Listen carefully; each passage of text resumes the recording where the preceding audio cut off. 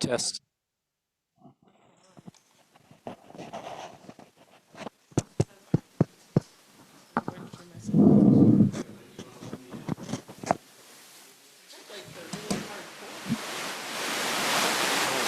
Normally sets up there.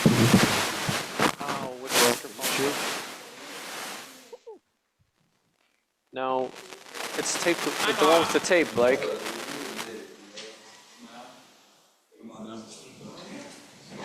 Is Matthew coming? Are we Matthew-less? I don't know. He texted me earlier today. He didn't say anything about not showing up. I literally saw him like 2 hours ago. Wendy, nice look. Yeah, that's what I'm saying.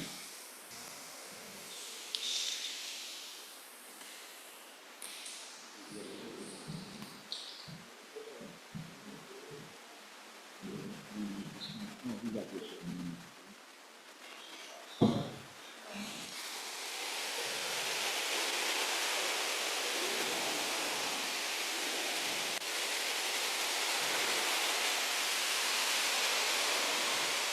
Reverb, reverb, reverb, reverb.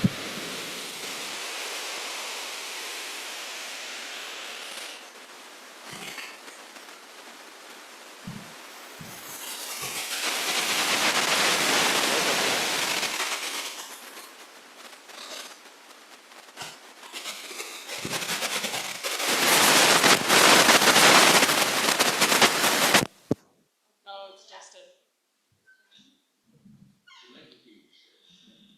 I don't think so.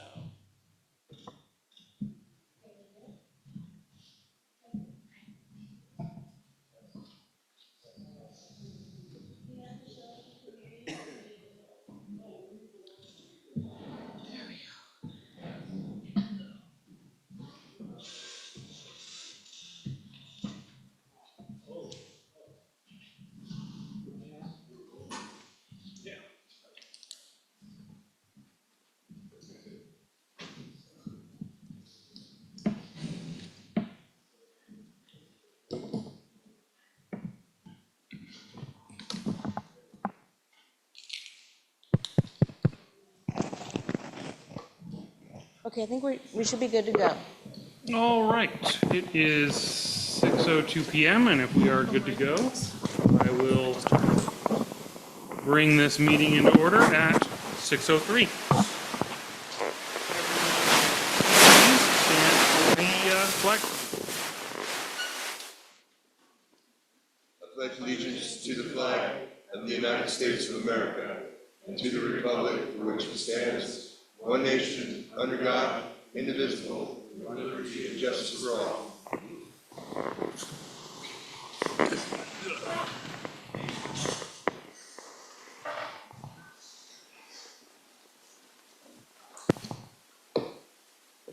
All right, with that, let's go into the roll call. Councilmember Keisler. Here. Councilmember Deutsch. Here. Councilmember Lucchese. Here. Councilmember Bryan. Present. Mayor Clarno. Here.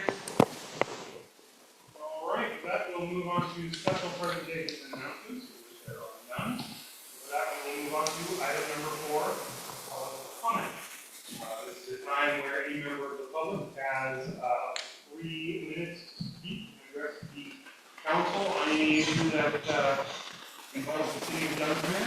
If your comment is on a member or on an item that is either on old items or new items, I do ask that you wait to comment on those items.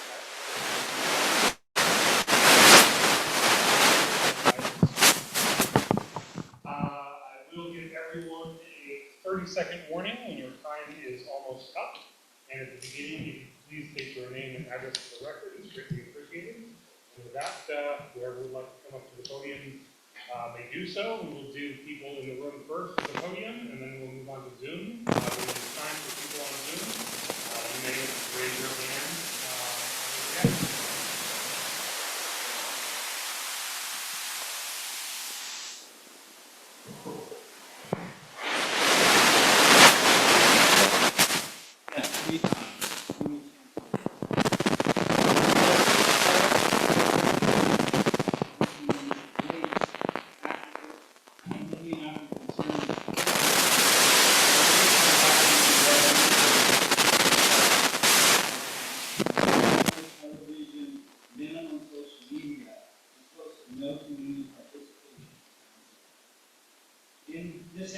Council is held no obligation to reach out and engage its citizens.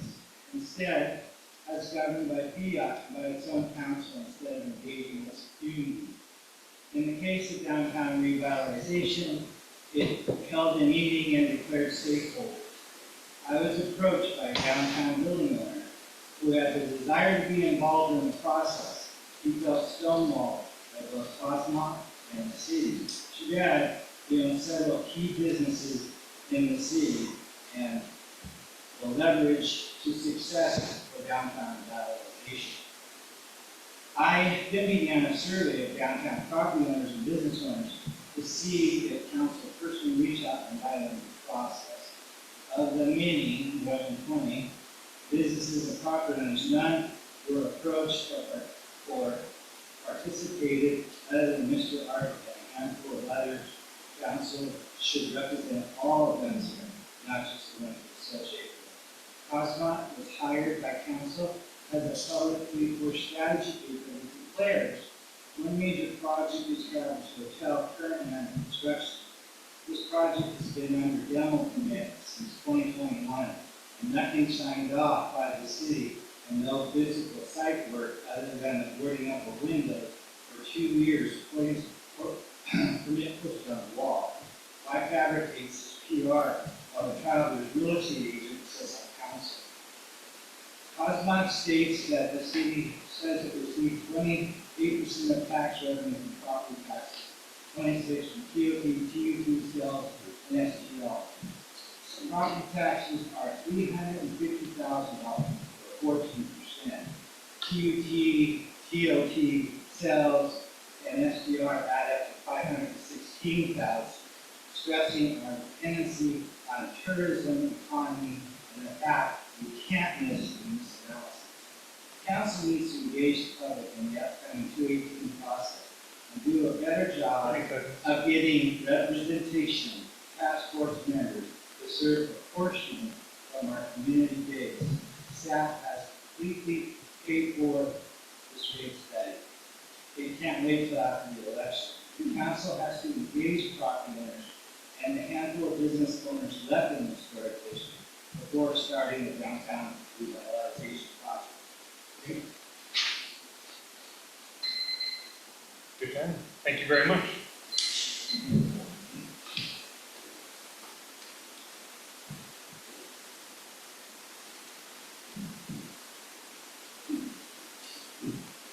Mr. Mayor, council members, the public, my name is Peter Wright. I live at 9 Avenue. I asked the city clerk to pass out a copy of the letter written on the city of Dunsmuir letterhead dated March 18, 2022. Informational notice regarding Dunsmuir historic ordinance facility. It was sent to all property owners of Dunsmuir's historic district, pointing out the obligation of those property owners to keep their properties in good condition. This was before the passage of the vacant and abandoned building ordinance. With the passage of that last ordinance, the city attorney assured us and me, who was sitting in one of your chairs, the city has all the tools it needs to remedy the very poor condition of a few of the buildings that Dunsmuir's historic district, including the obligation to perform reasonable maintenance within 60 days of notification. Did this letter constitute notification? Did it require a citation from the code enforcement officer? Who knows?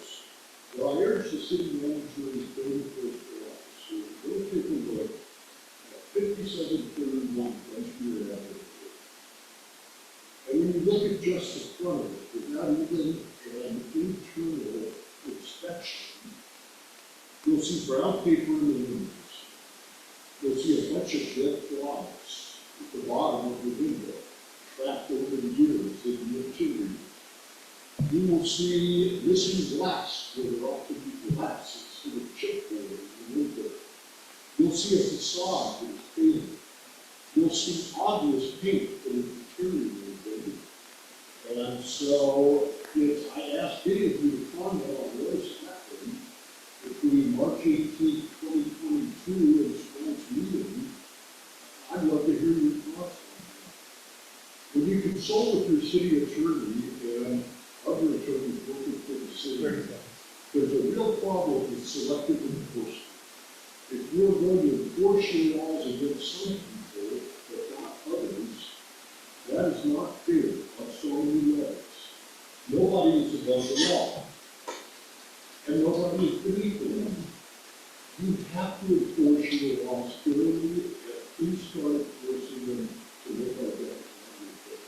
Thank you. Thank you.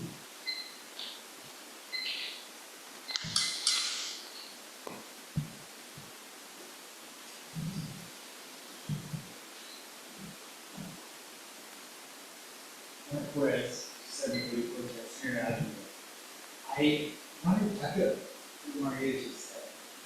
And also, a bit of what Mr. Art, the law should be consistency. It should be consistent for everything. There should be communication. There's a better approach. Rather than fighting, rather than taking the legal approach to force hands, why can't you work with the citizens? Why can you not work with the managers? I happen to be one of the partners who has made 7 attempts to contact Cosmo. 7 years, 2 very brief replies. One saying, I need this to stay here. I asked you stakeholders, but you didn't respond. Stakeholders and stakeholders. But maybe I can misunderstand your roles. But why can we not, as companies and work together to build a better density, not ISIS? This is something I have seen consistently for the last 20 years, I think, is that there's people quoting the content. They know impossible things are done. Because what I'm trying to do is everything is this working together for a better density. There's a sort of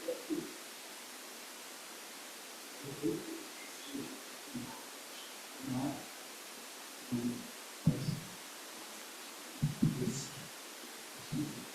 very much.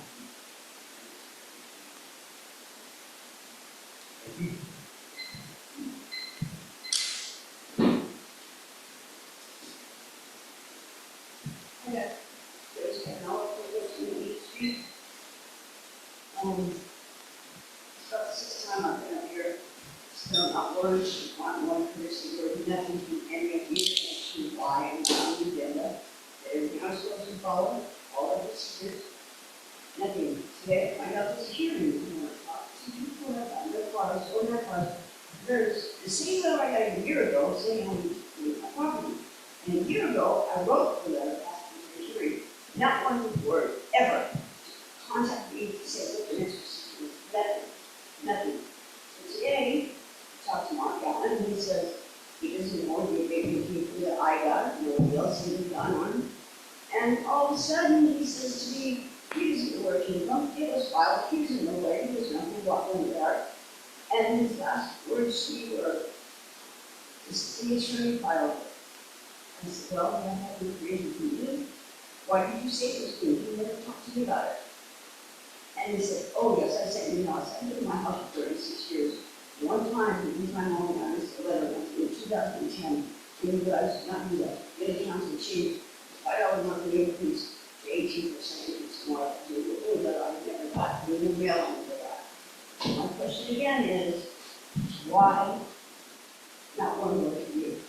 Isn't that really about description? Child police relationship with the public, to these talks to them? I'm not a reasonable person. I shouldn't have been tired of you. Maybe pull that. I have rights. I've been here a long time. And I want to know why. I really do. I want to know why. I asked you, the second letter I got last week, in October, all I got was the letter saying that was $100. Again, I called, and no one knows me, not on this phone. Mark Allen, a year ago, my neighbor's dog attacked my dog. Never came through a report, never. They sent me a letter and said that my dog was leashed or, had been vaccinated for $11. How would he know that? He didn't even come by and say, report out on a dog. Why didn't you have him report it? You know when people tell me that man has done more wrong than right? And you guys don't say one word, nothing. Man, see, now you're crazy with me. I don't know how you can do this legal stuff. And all he has to say to me is his last word is, get a lawyer. That's how you talk to a resident. There's no reason for my car to be taken. There's no reason for my car to be destroyed. So there's a $2. It cost me $500 or more in goods. Antique cars in the garage. Not only lost the sales of that car. You guys sit there and say, too bad, Dad, well, yeah, we'll work on it or something, nothing. And Dave Kessler, I've seen him a couple times, I wanted to talk to him a couple times. Little birdie told me that this truck got taken before February 1st, and he got it back and it was some money. So we're gonna do about guys, I'm tired of it, I really am, thank you. Debbie.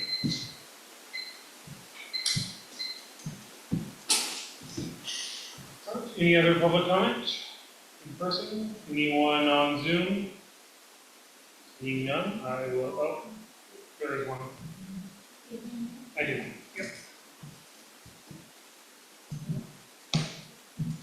Hello, is that me? Can you guys hear me?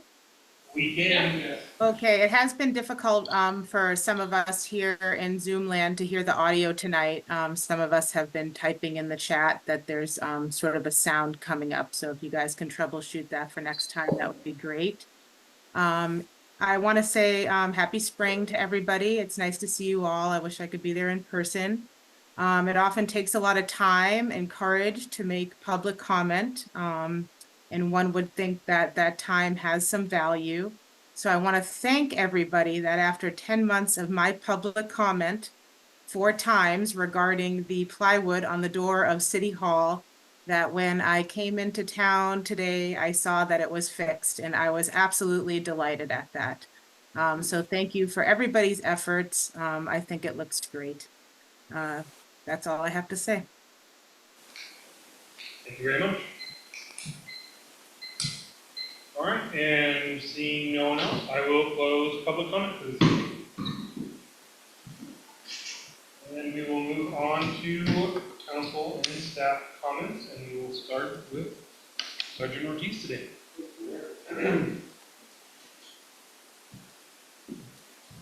Fire reports for March 2024.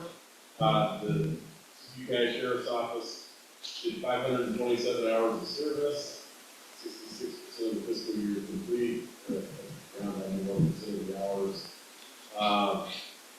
We fielded 143 calls for service, and coupled with self-initiated activity, took 17 cases, issued 5 citations, 4 of which were traffic-related, 1 was a citing misdemeanor warrant.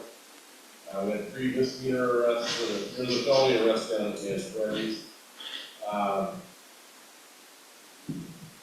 16 cases of distributing abuse or calls of distributing abuse. That's up substantially from 9 last year. It's our near double. Just kind of weird month. 28 school checks, that's right on par with last year. 3 traffic collisions, 2 thefts, 12 traffic stops, 1 vandalism and total welfare check. How many thefts, sir? 2. Okay, thank you. And then the notable incidents from March last month, we had a man from Sergeant Stock arrested down at Freddy's. He arrived to our area in a stolen vehicle. So he was taken to jail. He was released almost immediately. Also the following morning, we got a report of somebody that stolen some items off of a porch on Brad Center that I located the same man inside somebody's garage over on Spruce Street. So he again went to jail. Hopefully, I've not seen him lately, so hopefully he was chosen to go somewhere different, which is a good thing. Yeah, he's rich but petty criminal history all over the Austin, That's all I have. City manager, please. First of all, respond to Katie's comment. We have sent a similar letter to property owners in violation.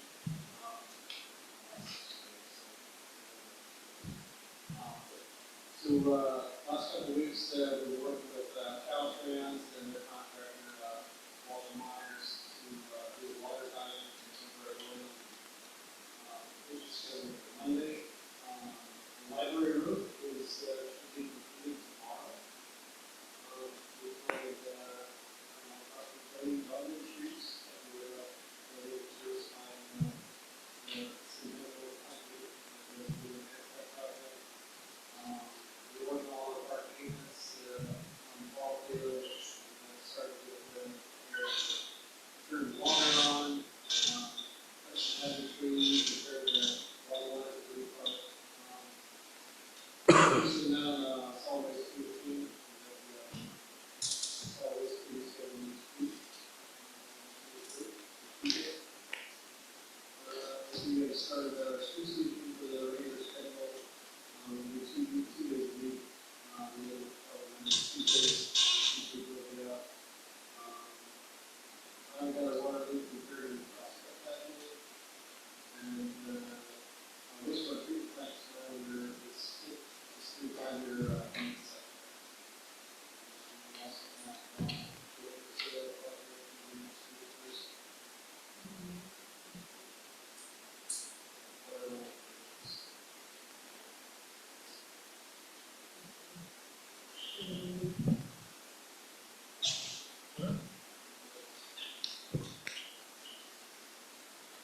Councilmember Tyson. Thank you, Mr. Mayor. A couple things. I would like to respond to the comment made about my truck.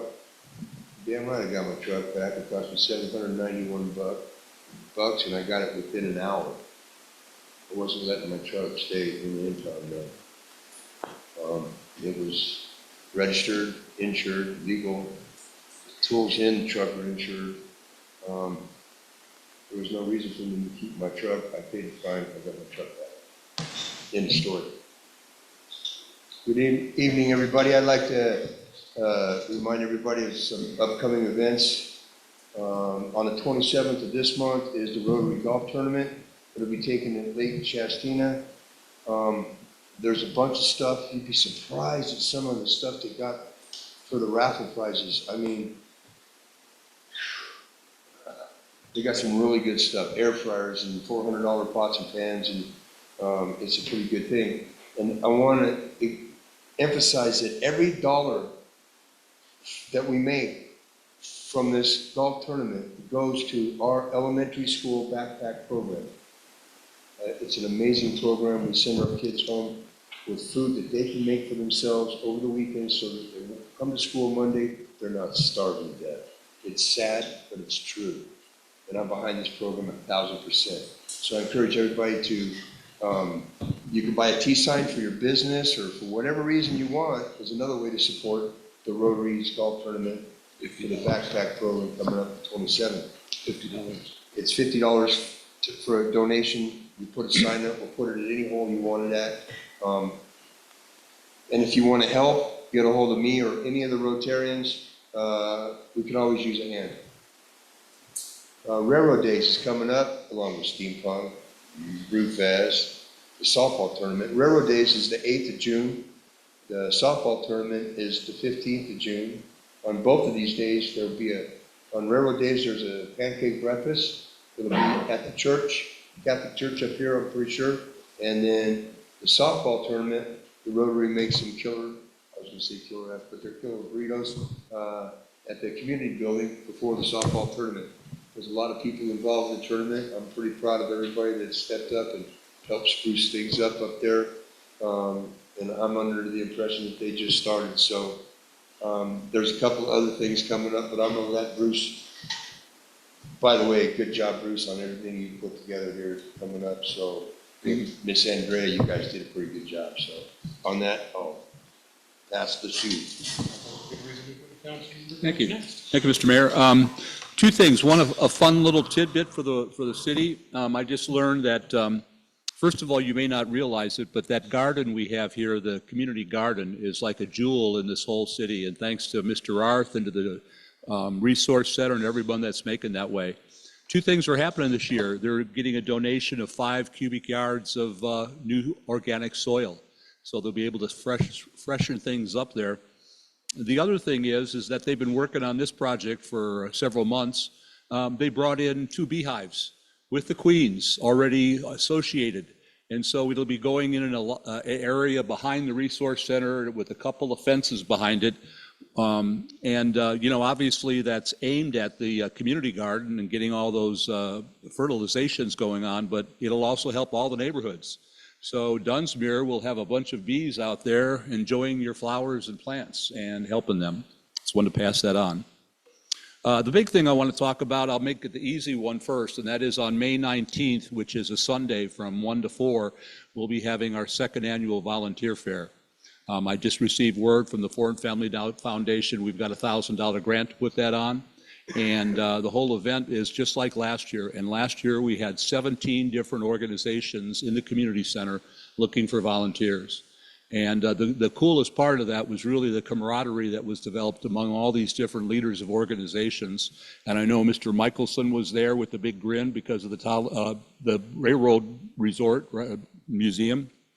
But anyway, so that's May 19th. The other thing is the event that was originally scheduled for this Saturday, Building Dunsmuir's Future, has been rescheduled. And the rescheduling is for a lot of good reasons and a lot of good things are happening. First of all, I got news yesterday that we did get a grant from the Ford Family Foundation, $2,500 to put this on.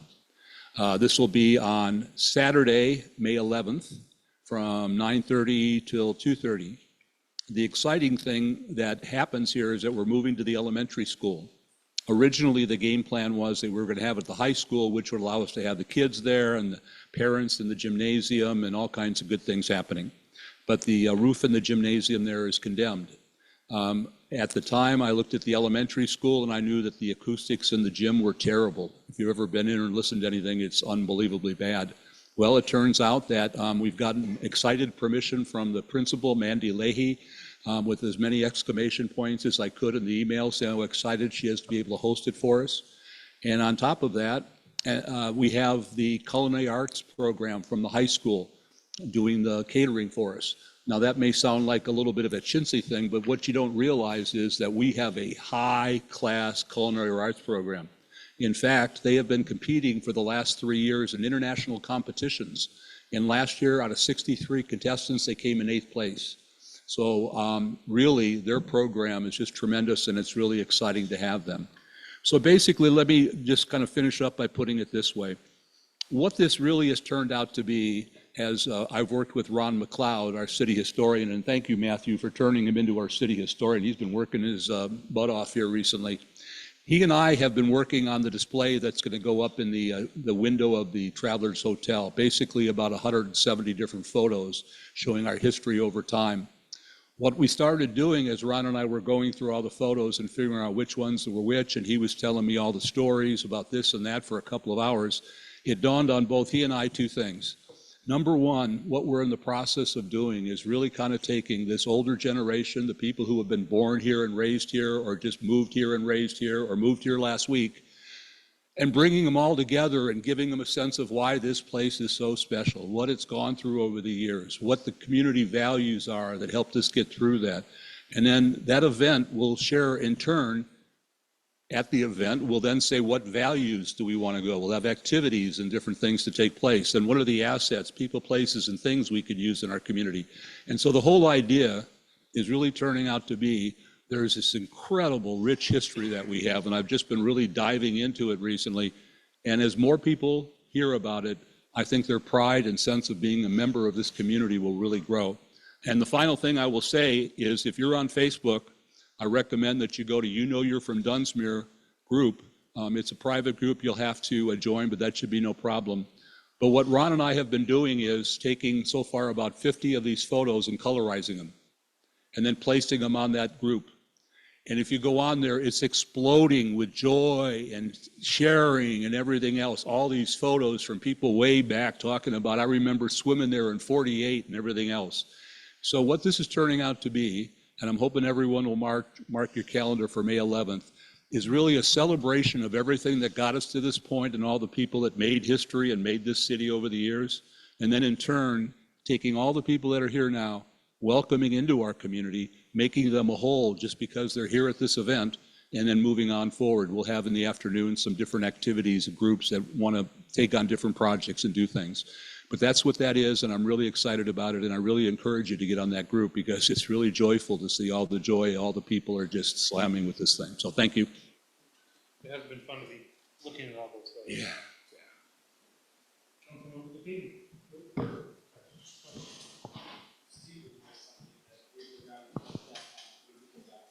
Okay, we'll circle around after. Jumping over the page. I don't have a comment for tonight. Vice Mayor Bryan. Yeah, I just wanted to comment on one of the public commenters regarding community input, particularly on the Cosmo Mountain project, but it goes all the way around. If you are aware that a project is happening in town, public input is being asked for, particularly if you hold a position of elected official, please help connect the dots as far as bringing people in. I'm very interested in hearing actual critique of the plan. That's what we're here to do, to look at the plan itself, to say, well, it didn't have as much input as we'd like. It's kind of missing the point. What do you not like about the plan that was produced with the input we do have? It is not a final thing. It will come up later, of course, and in many other meetings, but please spread the word. We're still in the middle phase of putting together the group of people who are going to actually implement this plan. So excited about that. And as to the comment regarding me being the listing agent for a particular building, I do not agree with the characterization in this plan of it. I wasn't part of writing this plan. So we can certainly address that there, but I just wanted to put that out there. If you have these comments, don't complain about them here. We're still in the process of making it. So do your best to bring the people you feel who are uninvolved into the fold. And I don't really have anything this evening, so let's go over after that comments for. I forgot to apologize for my appearance because I came from work. It was a long day, so sorry. Hello, my name is Stephen Decatur. I'm the hazard mitigation planner for the city of Dunsmuir. I did want to let everyone know that on May 4th, we're going to be having Green Waste Day. It's going to be from 8 a.m. to 1 p.m. This year, or this round for Green Waste Day, we are soliciting, we have a form out there soliciting input for people who need assistance on Green Waste Day, getting their stuff picked up. We are still asking that you cut and pilot, even if you do need assistance, but we are looking for in the future, in October, to hopefully have a crew of volunteers come out and actually assist people with doing the work as well. So we are looking to expand this as we go into the future, but Green Waste Day will be May 4th, 8 a.m. to 1 p.m. at the community center. And if people want to volunteer, should they get in contact with you, or who would be the contact for that? Yeah, they can get in contact with me directly. I'll make sure to post the form again tomorrow on our social media page, and my cell phone number will also be on there. And what was your name? Stephen Decatur. Steve. I actually do have one thing. There's been a group getting back together in town to restart the river. Looking to get that started again. It's kind of faded away during COVID. They've had, I think, 2 meetings now. There'll be more details of that as we get closer to that. All right. With that, we will move on to committee reports. No finance committee met. Were there any other committees that met?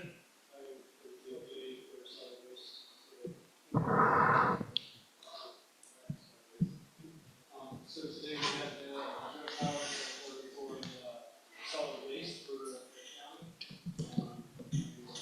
And the stuff was shared meeting up.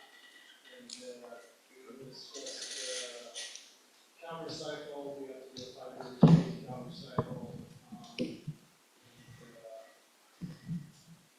Also, SB 1383 feasibility study. So it's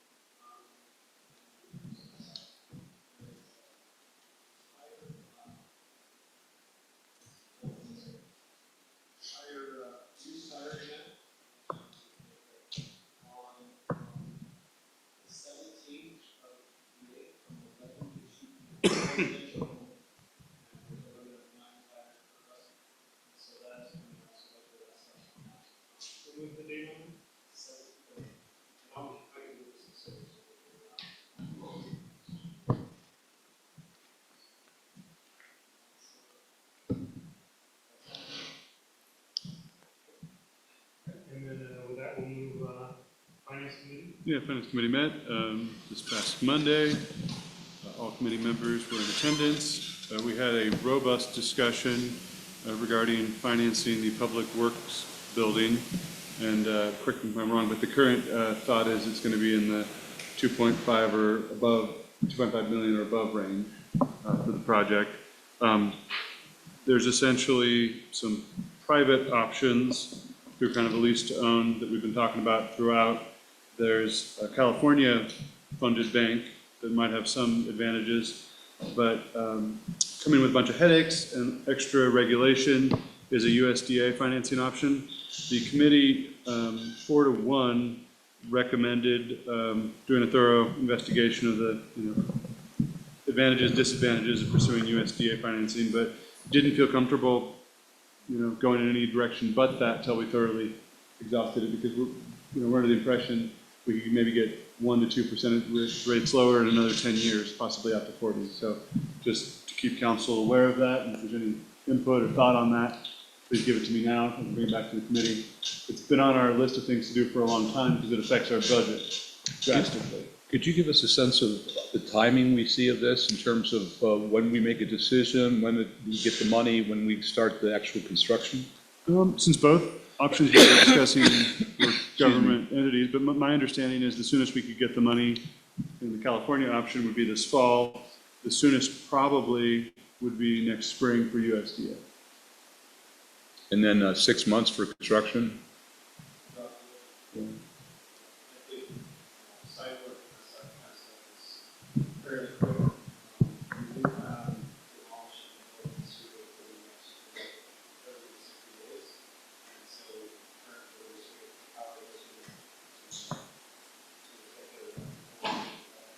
Okay.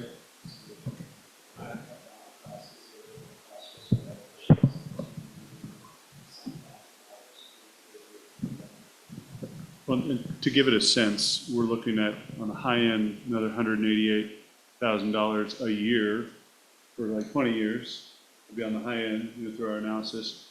Or we could be looking at, as little as maybe 90 to 100,000 a year with USDA, depending on a lot of unknowns. So the higher the amount, the more it became kind of clear that the committee wants to look seriously into the cheaper option, because, if it was only, like, we think we started around 600,000. That was maybe unrealistic, but as it's grown, it's kind of, let's do this right. And if it's going to be a loan well over 2 million, that longer term financing could really benefit us in the future. Another, yeah. But well, you got to look at everything. Like, I'm glad you guys agreed to wait and look, because the long term is, come on, we're done here. I think long term is the way we want to go. And to be clear, staff's, jump in if you want to, but was very concerned about the timing. We want to move as fast as possible. But the reality is we want this building to last for 100 plus years and be functional and good. So if it's borrowing a couple $100,000 more to do it right now, we need every tool we can to stretch that out. And then, 40 years from now, we're talking $2,064 with the same payments. So in the real terms, that might benefit us a lot. So, but we don't want to put our grandchildren in debt.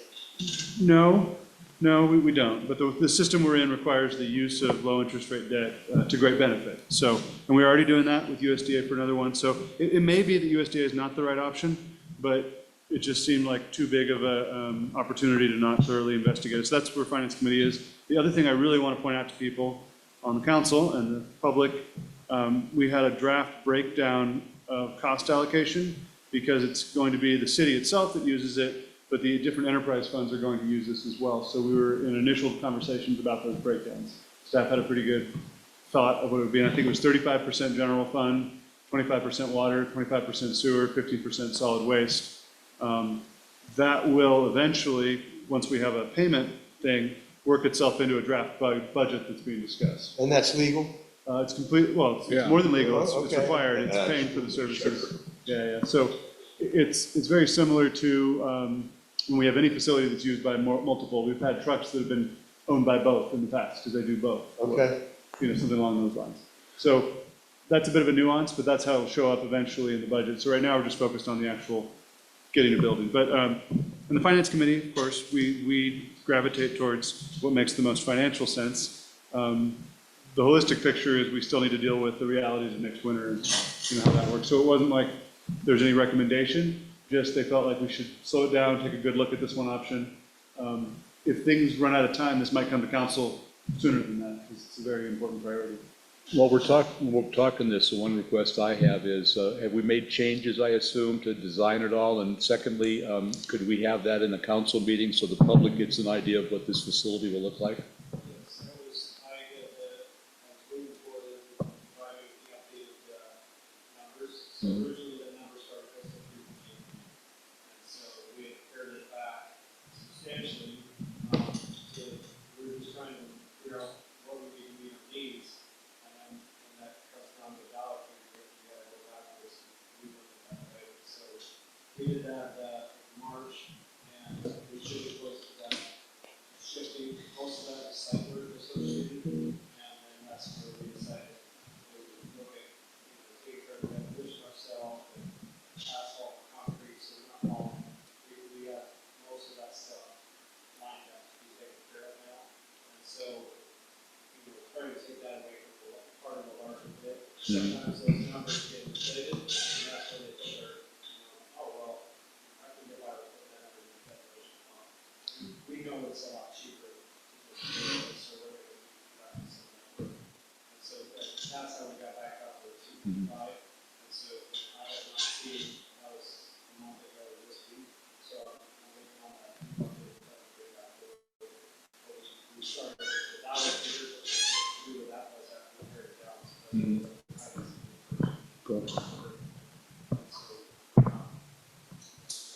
So That's all, I just want to make sure we eventually get it here so we can let folks know what we got.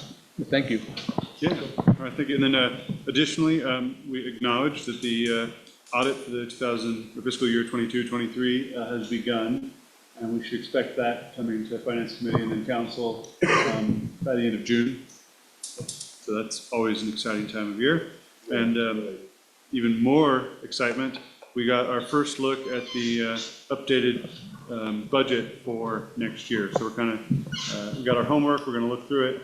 This would be extending out another 2 years from the July 1st start date. There'll be probably stuff coming to council around the same June, early June time. Any questions? I'm glad you're doing it, not me. You don't like the numbers? No, I like the numbers, but my brain is, anyway.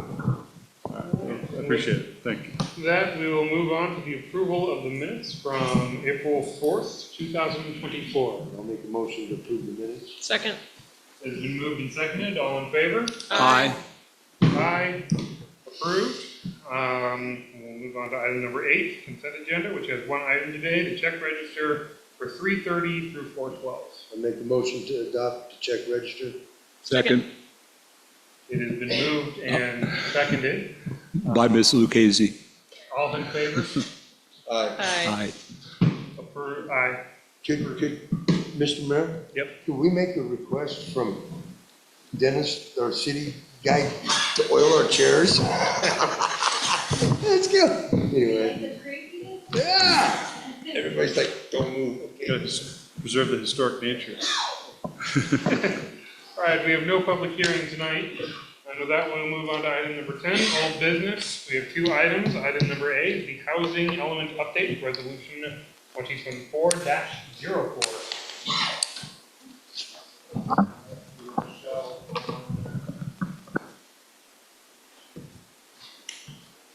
Hi, can you guys hear me? We can. All right, great. Well, thanks for having us with you this evening virtually. And my name is Vanessa Blodgett. I'm with Plan West Partners. We've been working with the city on the housing element update for the past approximately 1.5 years. And with me, I have Michelle Nielsen as well, one of our senior planners. So we do have a presentation. I think Michelle is going to pull that up and we will get right into it. I think we're still waiting on the screen sharing in Dunsmuir. Oops, don't do that. And while Michelle's doing that, I'll just kind of do a brief overview of what we're here to do tonight is discuss kind of an overview of the housing element process to date, which many of you have been involved in or are aware of, but just so we're all starting off with where we are in the process, which is we're nearing completion, hopefully, is the goal. And then we are going to talk about, get into some of the revisions that have been made, both to incorporate public comments from public meetings that have been conducted in March and April, and then also to address HCD, the Department of Housing and Community Development comments. So on the screen right now is just a timeline of the process. We started back in really December 2022 with a public workshop on housing needs. From December 2022 to March 2023, a community survey was released and available for the public.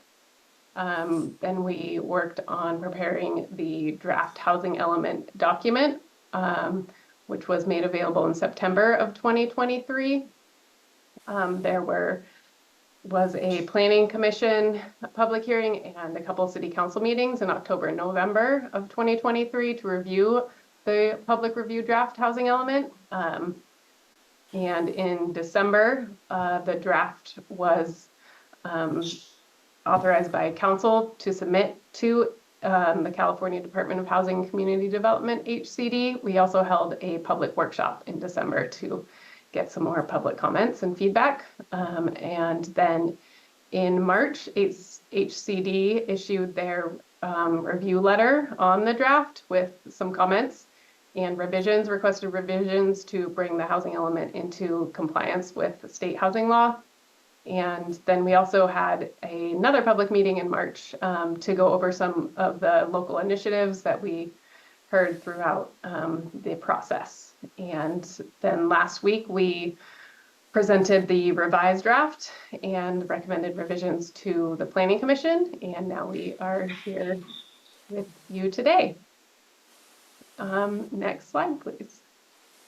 And throughout this process, all the documents have been available on the city's website, as well as the website that we are helping manage, siskiyou-housing.com/Dunsmuir. So all of the drafts and revisions are available on this website and will continue to be available. All right, next slide, please. So on this slide and the next, I'm just going to go really high level of some of the revisions that have been made in the draft housing element to address HCD comments and incorporate other public feedback that we've heard. In chapter 1, we elaborated a little bit on the public outreach, the comments that we heard, and then we also included a new section called local initiatives that we will discuss a little bit later, get into some of those that are incorporated based on the public meetings and feedback that we heard. In chapter 2, Michelle is going to discuss these in a little bit more detail, but updates to programs and a little bit of the analysis, which are kind of the action items for the city to implement the housing element is chapter 2. In appendix C, the inventory of housing opportunity sites, just added a little bit more detail about infrastructure, estimated affordability, and other non-environmental constraints. And next slide, please. And in the appendices A and B, we added some additional analysis on land use controls, local permitting procedures, housing needs of extremely low-income households, availability of resources, and looking for gaps, any gaps. And then Appendix A was also incorporated some more local knowledge related to fair housing, and that was to address some of HCD's comments. Next slide, please. So the key approaches to address Dunsmuir housing needs, it's a multi-pronged approach that has to do with reducing barriers to housing development, incorporating place-based strategies, and improving opportunity by supporting economic development. Next slide, please. And this is actually where I'm going to hand it over to Michelle to get into some of the revisions in chapter 2. So where we got a lot of feedback was on the quantified objectives. This most recent update that's showing on your screen reflects what we heard at the end of March, which was to because the cost of new construction, that those units, new constructed units, would be more likely to be affordable to above moderate households, just without any assistance or that sort of thing.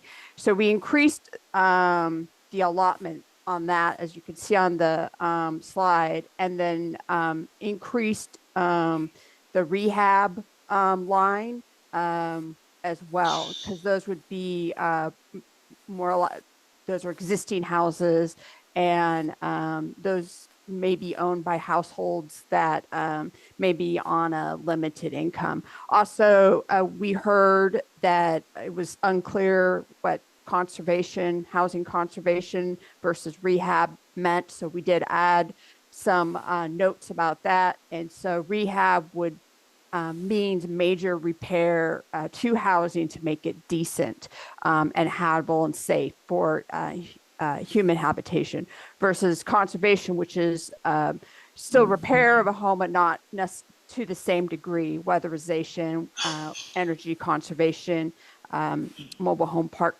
preservation activities, that those types of things.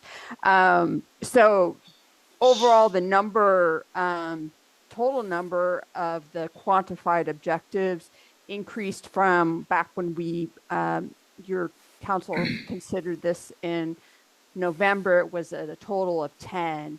And so you can see there's been an increase to 26. And recently, your council heard the report on the number of units that were built in the city last year, or were issued building permits as part of the annual progress report on the general plan and the housing element, and I went and double checked that. Last year was one unit was issued a building permit, and then looking back between 2014 to 2022 was a total of 4 units. So these numbers, I don't believe they're overly ambitious, but they definitely set a solid target, and to transform, how bringing more housing into the community for all income groups by different new construction, preserving housing, rehabbing housing, so a variety of methods. Michelle, I have a question. Yeah. So I'm looking at these and I can understand this looks like a good set of estimates, but as far as we're concerned as a council and city hall, how does this affect what we do or do it differently? Does this kind of guide us in a direction of doing something, or is this just for us to imagine what the future might be? Kind of both. So in terms of, it sets kind of a baseline for the city, but it's not used by the state and like for them to, like, as something they could penalize a jurisdiction for. Oh, you were too ambitious, and the resources aren't there, and the economy and all the things that make developing housing difficult didn't come together and get resolved. So that it's not used to penalize, but it sets a goal, and also kind of in a way numerically kind of the programs that are below this table in chapter 2 kind of feed all kind of cumulatively all together. That's going back to that multi-prong approach. Thank you. Yeah, and to add to that briefly is, like Michelle said, it doesn't commit the city to building or requiring to be built 26 units. That is, the private property owners and developers. The city doesn't have control over that, but it does mean the city has the land zoned and available, that if someone wanted to come in and build units, they could. Yeah. So I don't know if that Thank you. Okay. And we can still, if these numbers, if the council would like to review these again and make some adjustments, that's certainly something we can do here.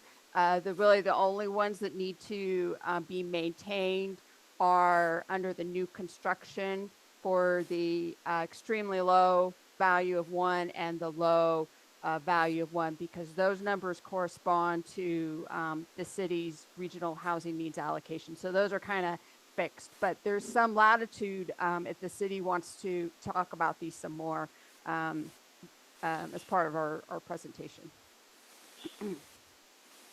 All right, so we can come back to that.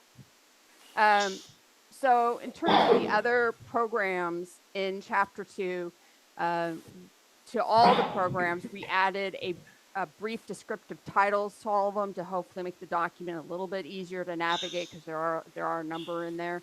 So that's you know, a administrative type of change.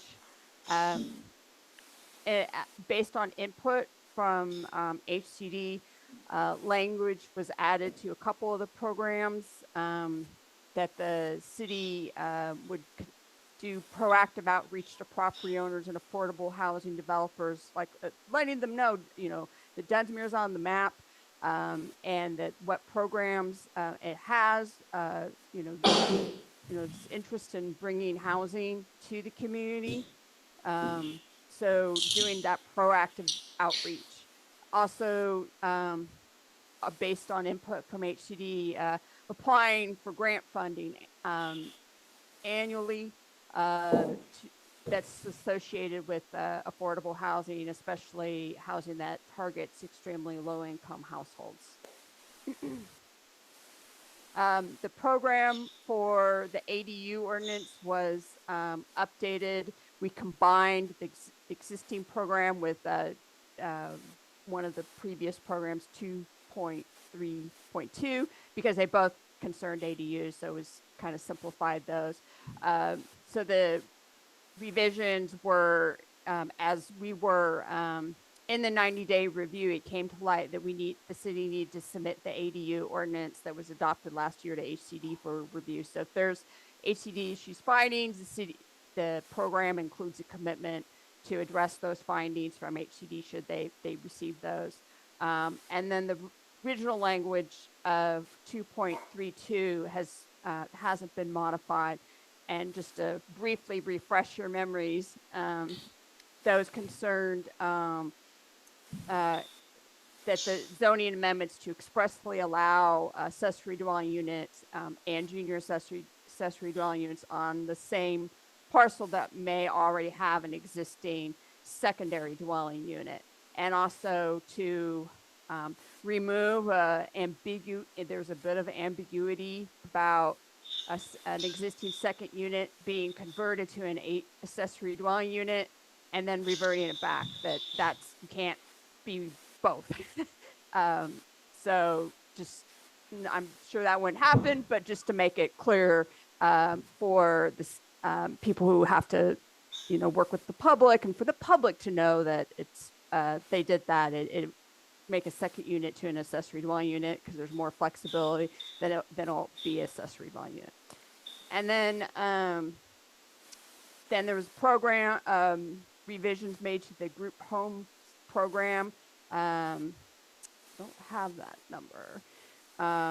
This is a topic that HCD has had a lot of focus on this housing element cycle, and what the revisions are that are proposed are in the R3, MU1, MU2, and MU3. These are zones that allow multifamily development to allow group homes that are either like a single configured as a single family dwelling or multifamily to be principally permitted in those zones. In the R2 zone and the R1 zone, continue the current zoning regulation that a use permit is required. So that was the change on that one. So we did add a couple more programs. There's already, the city zoning code has provisions for dwelling groups, which are basically, they're allowed in, is it MU1, MU3? They're basically detached dwelling units on a common parcel.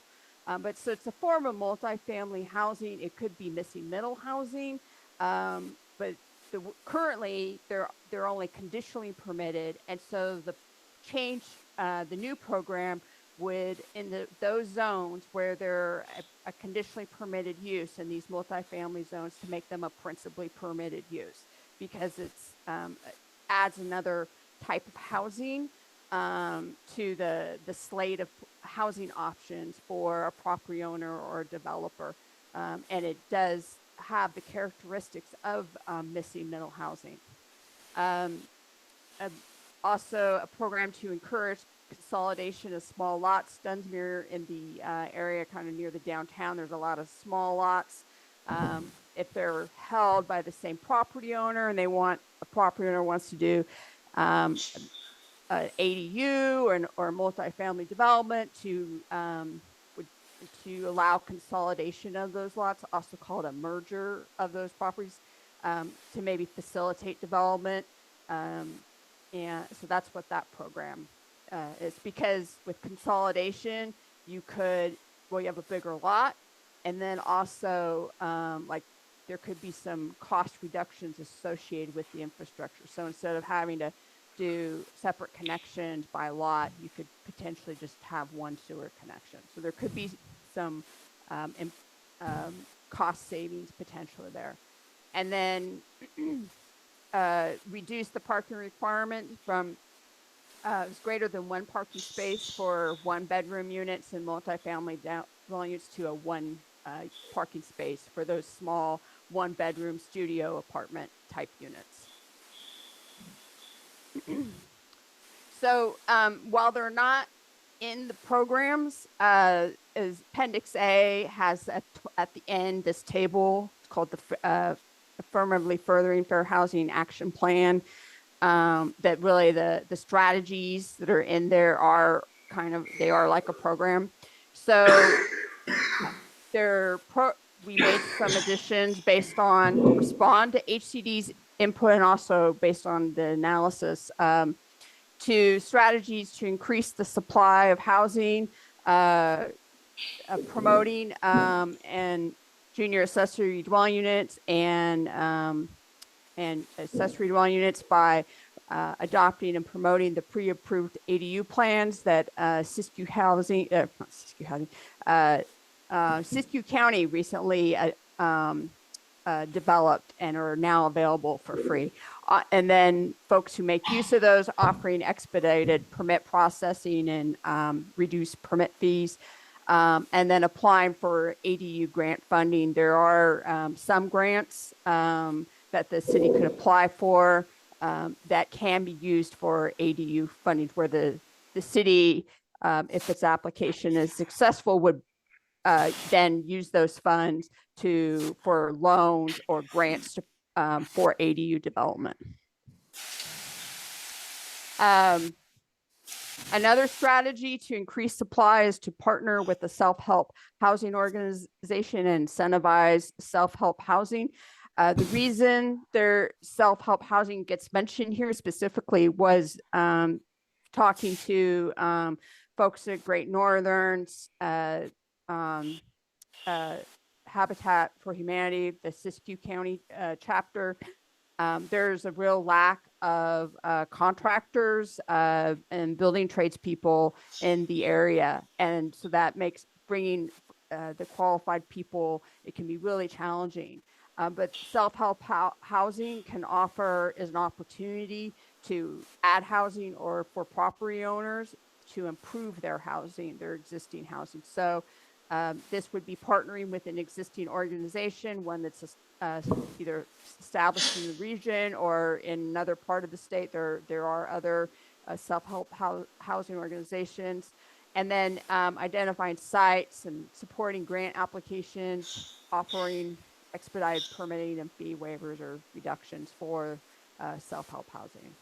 And then the city compiling and distributing information about manufactured homes as a housing option, because those may be an affordable option, and just making that put a lot of it is the housing element is like, there are aspects of it where you're just making that information more accessible to property owners and interested people, so that it's and kind of providing some centralization, not creating resources from scratch, but kind of pulling all that information together and making it available for people, so that kind of removing that initial barrier of like what's out there, what are their options. So also the action plan, we added some strategies related that support economic development. One being supporting the high school, college, or the Siskiyous, any building trade development programs they may already have in place. Maybe that's something they want to add, maybe, complement their culinary arts program, if they don't have one, that could be something they could expand into, but supporting those efforts from the educational institutions in the city and in the region. Supporting and promoting the city's their micro business development options. The city's zoning regulations already have provisions for live work spaces, cottage food operations, home occupations, and to promote those to the community, so that helping your community entrepreneurs with that, making that information available about the regulations, that the live work spaces are great for artists, that putting that out there so people know about it. And then partnering with a nonprofit to develop materials to help empower residents with this information, what taking those next steps. And then the last change, addition to the action plan related to economic development, relates to facilitating investment in the community by continuing to participate in regional and local planning efforts that are pathways to other funding, like the active transportation plan would be an example. To be part of that effort, because at the conclusion of that can open up some revenues, grant opportunities for the city that could, for making improvements that are related to transportation, pedestrians, bicyclists. So to continue those efforts and if need be, ramp those up. So I'm going to hand it off to Vanessa on the local initiatives at this point. Great. Yeah, thanks, Michelle. And so these local initiatives are in addition to the housing element programs that the city needs to implement to stay compliant with housing element law in HCD. And these are things that we heard throughout the public outreach process. And could be implemented, at city council direction as needed and as capacity and funding is available. So this is a brief summary of those. These are once again incorporated into the housing element into chapter 1 under a section called local initiatives. So some local initiatives that could help increase the supply of affordable housing are to evaluate city-owned property for the potential development of affordable housing by performing preliminary assessments. So if there are any city-owned properties that could be used for affordable housing development, the city could evaluate that. ADUs, exploring the development of an ADU density bonus zone that would essentially allow more than just one ADU and one JADU on each property if it met certain criteria, which could be established by the city as well. Looking into adaptive reuse opportunities of some of the vacant commercial and other buildings that are in town. There is a relatively new assembly bill that was passed that creates an inventory to identify qualifying sites and buildings for adaptive reuse specifically. Next slide, please. Continuing to just monitor and assess short-term rentals and second homes and how that impacts the housing supply. Maintaining an active program to reduce unlicensed short-term rentals. Consider programs that would encourage longer-term rental of second homes, and to consider establishing a housing vacancy tax to discourage vacant houses. Another initiative is just improve opportunities for residents to increase their incomes and develop the local workforce. Michelle talked some about this, just in terms of economic development, and continuing to partner with organizations to support that. Next slide. A question, are you aware of any programs that actually do encourage that? That encourage economic development? No, the short-term rental turning to long-term. There are cities that have done that. Michelle may be more familiar with them than I am. I know the city of Truckee has been doing that. It does take, funding or other resources from the city to do that, to basically incentivize homeowners to make their units available for longer term rentals. Michelle, do you have anything to add to that? Not really, but yeah, Truckee has a program. And I'm sure there are others out there. So there are programs that cities are implementing to try to encourage. Thank you.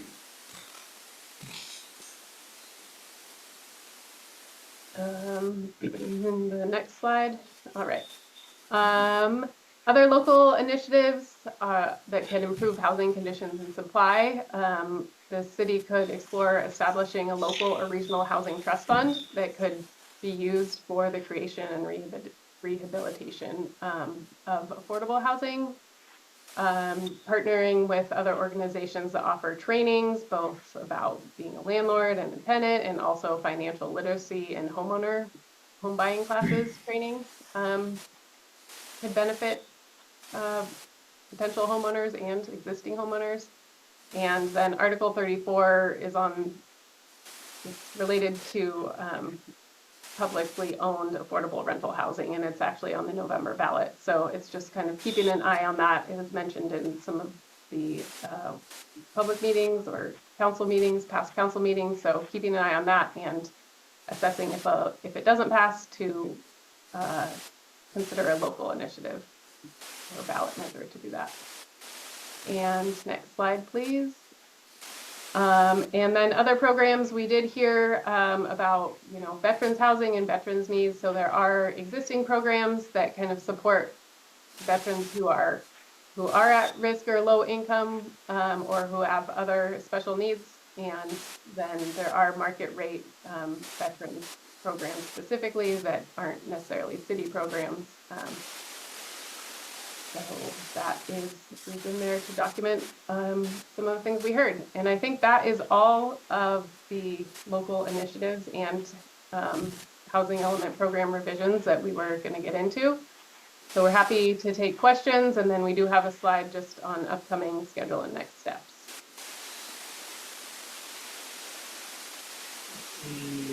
Any questions? Well, I actually have a question of Councilwoman Mukasey. You were very concerned about the initial one. How are you feeling now? No, we're good. Okay, so I'm good then. You're the expert, so I trust that. All right, if you want to put up the next steps slide before we move into public comment on this, I think that would probably be helpful information. Perfect. Cool. All right, with that, I am going to open this item up for public comment. It's the same rules as general public comment. 3 minutes, I'll give a 30-second warning. We will do in-person members first, followed by Zoom. Please limit your public comment only to this particular item. Otherwise, we'll have for public comment.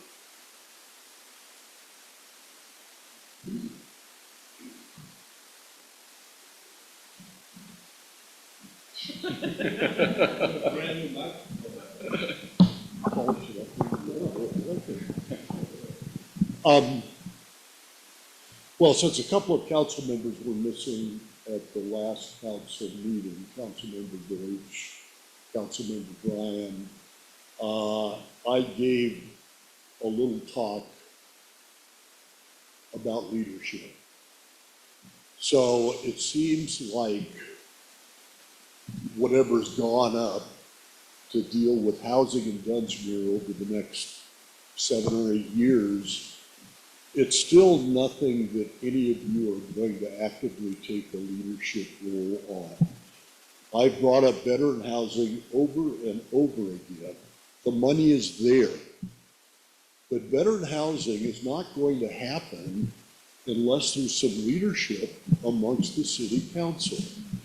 If you sit and simply receive the report and file it with the state, but then it's someone else's problem to put together the entrepreneur and the funding source and the contractors and the project, yeah, this isn't putting a new bedroom on somebody's house. This is creating 10, 20 units of housing. Since I moved up here, I've been trying to support artists, musicians, the workers in the small businesses in Dunsmuir, and they will tell you to a person, you can't find a place to live in Dunsmuir. You know that. So what are any of you going to do to be a leader and make all of the options with Cosmont become a reality, not 5 years from now, but this year? To have a visioning session, you're going to hear yet again the obvious. But then it's up to you guys to do something. It was Abraham Lincoln that observed, a man shoots about as high as he aims. What are you aiming for? What are you aiming for? And you, and you, and you. What do you want to see for our community to make it fair for those who need housing and to address the problems that California is facing? Thank you. Thank you. All right, anyone else, either in person or on Zoom? Debbie Spagnuolo again, I live on Edith Street. I don't understand how, I know housing in this town is shortage. However, is this project going to push people out of their own homes because they have a vacation home?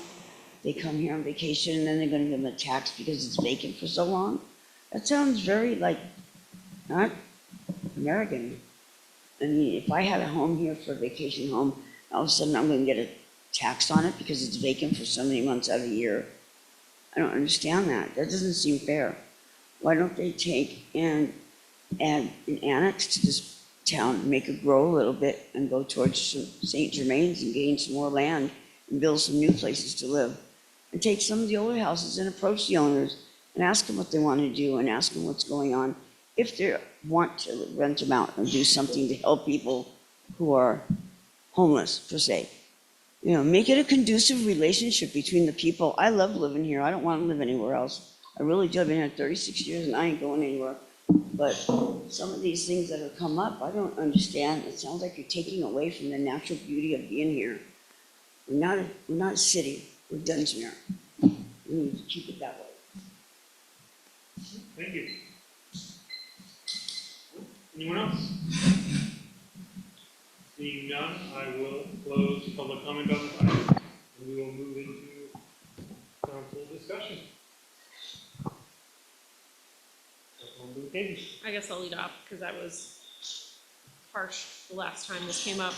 I just want to thank Vanessa and Michelle for putting in the effort and having the additional public outreach and for including a lot of the local initiatives. I really appreciate that, and I feel like a lot of people did come to those meetings, and we did put a uniqueness on the plan. I appreciate that. I really like the direction that it's going. I understand if it doesn't look super ambitious for a lot of people, but you need to understand the limited resources that this city has. We have about, 1,800 to 2,200 people, give or take the day, and it doesn't leave a lot of opportunity for getting a lot of things done at once. And so it is an 8-year plan. But it gets us a start. And this is, one of the first times that we've been super involved in developing a housing element. This is the first time we've been super involved in doing an active transportation plan. And again, the next item, it's, these things haven't been happening, and I understand if people want more action, but we need to find more resources to do that. And so we're attempting to do that as much as we can. I think this sets us up for a lot of opportunity for grant funding, because you do have to have these plans in place, and they do have to include the number of things that you want to do.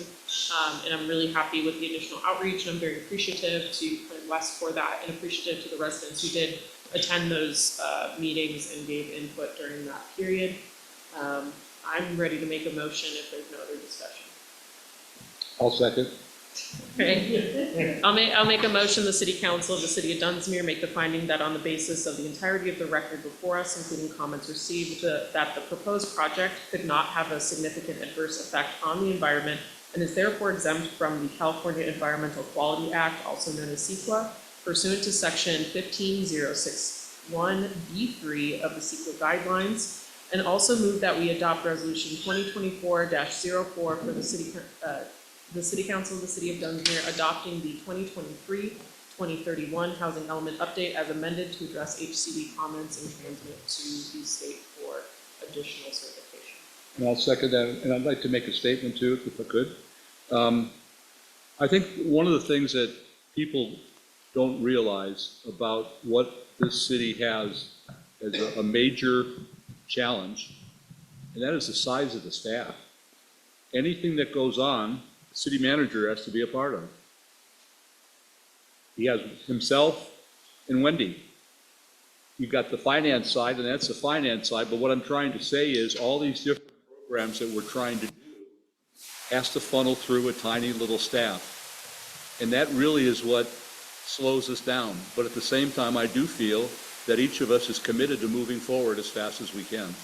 And so when we look at this particular program here, we're getting all kinds of information that we can use going forward. It doesn't mean that we necessarily will achieve it, but this is our goal, and I support it. If I might just thank Plan West for working with us through what I would call the derailment of this plan last December, November. No, I was in full support of it, but we really, as a council, wanted to have a document in place that we didn't just send out to the state and forget about, but that whoever does read this knows that it represents the actual intention of our community. So I appreciate you guys integrating that in so effectively. If I could make one other comment, I know that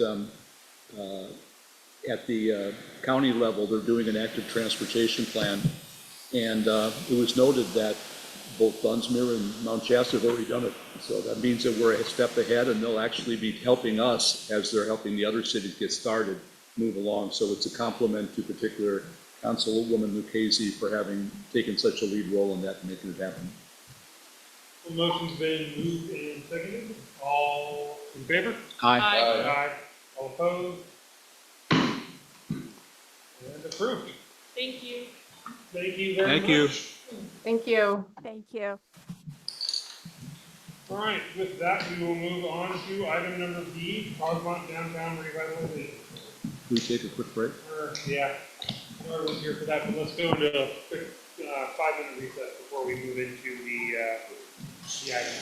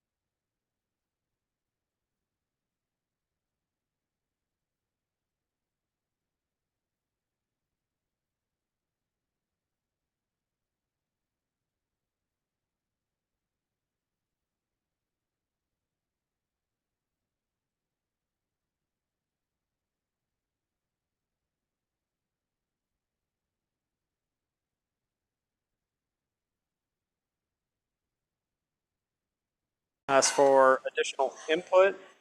And so we subsequently had an additional meeting, a public meeting to garner that input. And now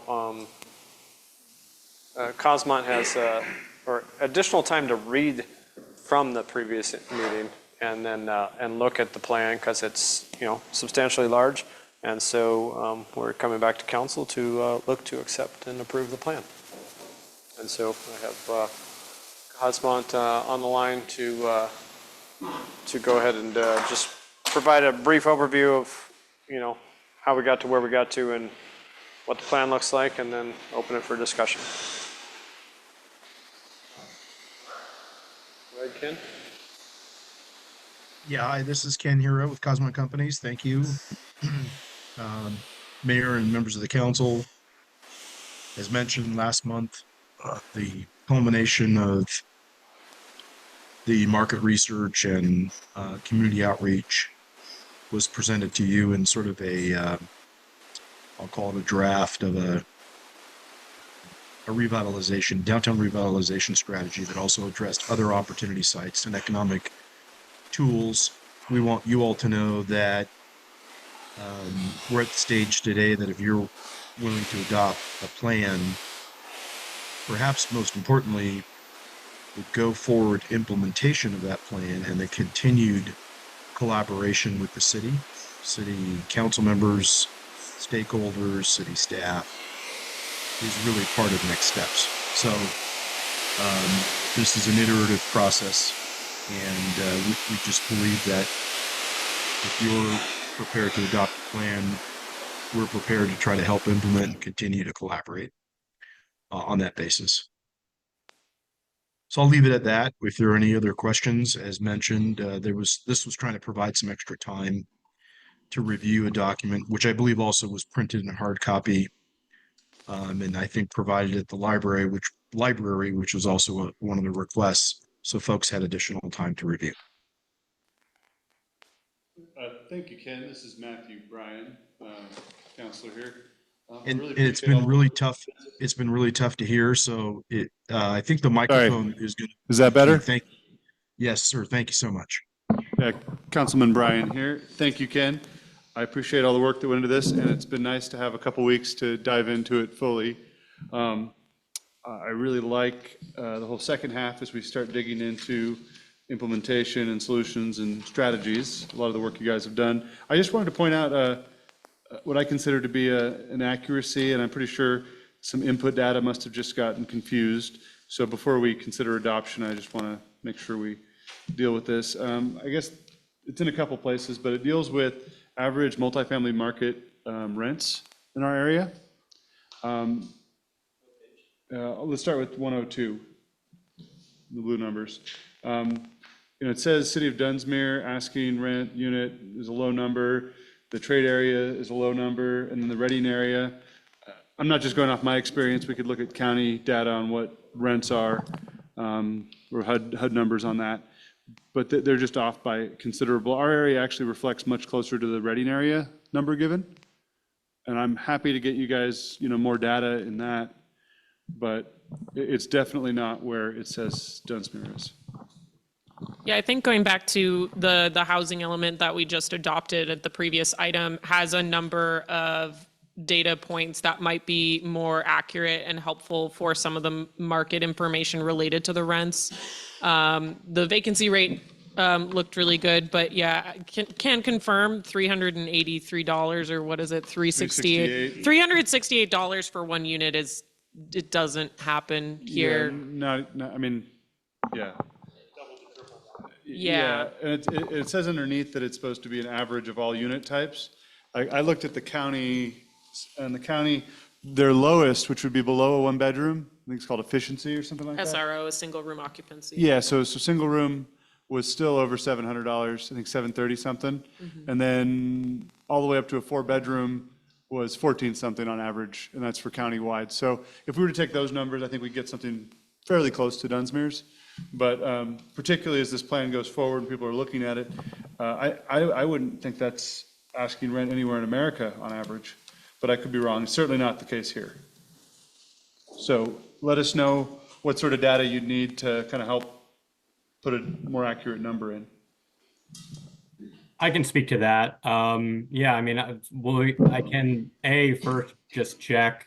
This data was based off of some information we pulled from CoStar, which can come with its challenges, particularly in rural areas. So I'll certainly look into the multifamily rent data there, make sure that's not either just a typographical error or otherwise, certainly any data that you can pass along regarding multifamily rents, we'd be happy to incorporate into the document. Thank you. Thank you. Yeah, and then just in that whole section, I think it's pulled from a larger economic development organization that covers several counties. I have found a lot of just minor inaccuracies or not up to date. Like if you're going to do a sales comp list, I see buildings here that are owned by somebody 2 or 3 owners ago. That price represented not up to date. And I think that might have just been the source of that information might have been 2 years ago or 3 years ago, and you pulled it last summer, and then it could be just issues with the input. I'm happy to make some notes and maybe send it your way. But the overarching thought simply is that if a developer is looking at this, we need to represent what's accurate as an opportunity. So, thank you. I have a couple questions here. One of them does tie in slightly with Councilman or Vice Mayor Bryan's question. But the first one I want to ask here, this is also just for the benefit of everyone in the Mayor, room. whoever's speaking, we can't hear you. This is just for kind of the benefit of, this question's more for the benefit of everyone in the room. In terms as, going back to comparing this to the housing element that we're just looking at, Councilmember Lucchese always states about how a good housing element can really do a lot to actually attract housing developers. And they look at it, it can almost be a marketing tool in certain ways for development in the city. With this plan, what percentage would you say is for our internal use as a city, as a guide, and what percentage of the plan would you say is a marketing document that would be looked at by developers and goes out to developers and is used by developers?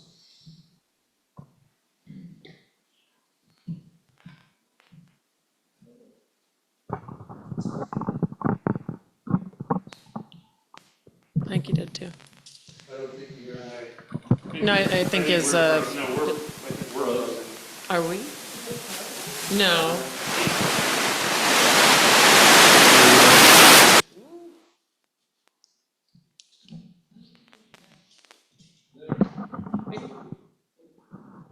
No, you can get that one up here. We can show. Great. Bobby, did you hear that question? So I heard some of it. I can relate some of it now and speak to it a bit, and then Ken, feel free to jump in.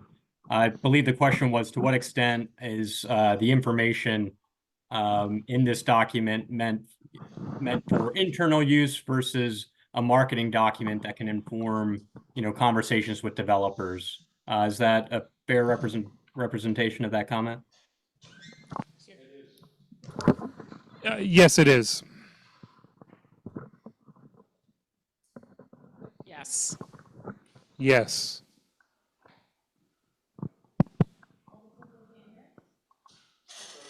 Yeah, No, I'll they're try to there. address that. Yeah, we can hear that. Thank you. I would almost put it at 50-50. What's meant by that is ultimately the outreach, the implementation of economic strategies and the outreach to the private sector, or the need for private sector investment, is critical for communities to realize projects, and the priorities and the research and the goals and objectives of those projects is part of the first 50% of that. And that's the work that goes into all the analytics and the strategies and creating strategies and applying strategies. So I think we're probably at that mark of where it's time to use some of this information for marketing purposes.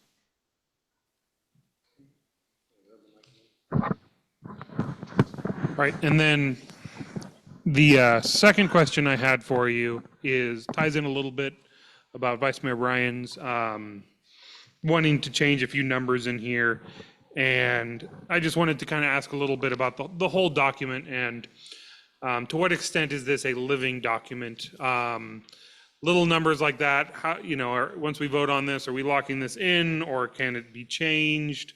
And also, I mean, I feel like this document needs to be changed because if we achieve any type of success, those successes need to circle back around into this document if it is a marketing document to attract more developers. So how do you see as the ability of this document to change over time, over the next couple of years as we move forward? Well, I would say that it's clear in our minds when we create strategies, if you will, that they are in fact living documents. And what's meant by that is because it's iterative, in that if there's an effort, a marketing effort or otherwise, or a project, or the adoption of a housing element for that matter, the other parts and pieces that all feed into a revitalization goal, I think make it iterative. And so we prepared a plan. Each of these plans are different for the different communities we work for, but we prepared a plan I could think of that about 5 years ago. So much had happened in that city that it was just blatantly obvious for the plan to be updated, as an example. And so, 5 years later or earlier, there's a point at which we want to revisit and update.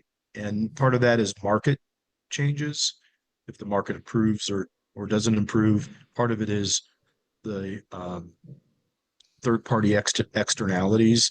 A plan created previous to a pandemic needs to take into consideration where things are at post-pandemic. So that's another example of a milestone that would make something like this a living document. So to your point about input on numbers and changing market conditions and changing successes, if you will, it's a living document. All right. I have a question. As we transition from the development of the strategy and let's say the acceptance of the strategy. If you could help us with the mic, that would be great. Sorry. How's this? Is this better? Do you hear that? I don't think that mic's Now can you on. hear it? Now can you hear it? Yes, sir. Thank Okay. you. Okay, so my question is, as we move from this strategy development, this document development into the actual implementation, let's say that you, and I brought this up the last time, let's say we have as our desire that we want to have a place, a business that serves the trail folks and gives them a place to shower, get their things. Does this strategy then mean that that's something that we know we want to do and we do, or do you reach out to people that you think or know from your research and try and find somebody? I guess that's the bottom line in terms of how this goes forward. Yeah, I think there needs to be the outreach based on the direction from the council and the document itself. And in a sense, there's no guarantees, so to speak. The opportunity sites that we've identified or some of those needs or voids are goals. And I think that's the revisiting of whether those goals have been achieved or are achievable. They may or may not be achievable. The purpose of the document, though, was to identify opportunity sites that had opportunity. But the timing of the success of those, if you will, or the development or the attraction of certain businesses that are missing is a little harder to define per se. We can project and then strive to achieve a certain timing. Okay, thanks. All right, my last question before we close council questions and then we open up for public comment is just,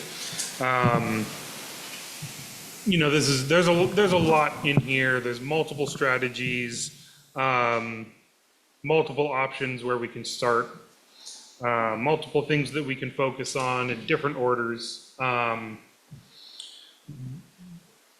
After tonight, if we do choose to adopt the plan, what do you see as, say, the next just couple months? Where do you see this plan going?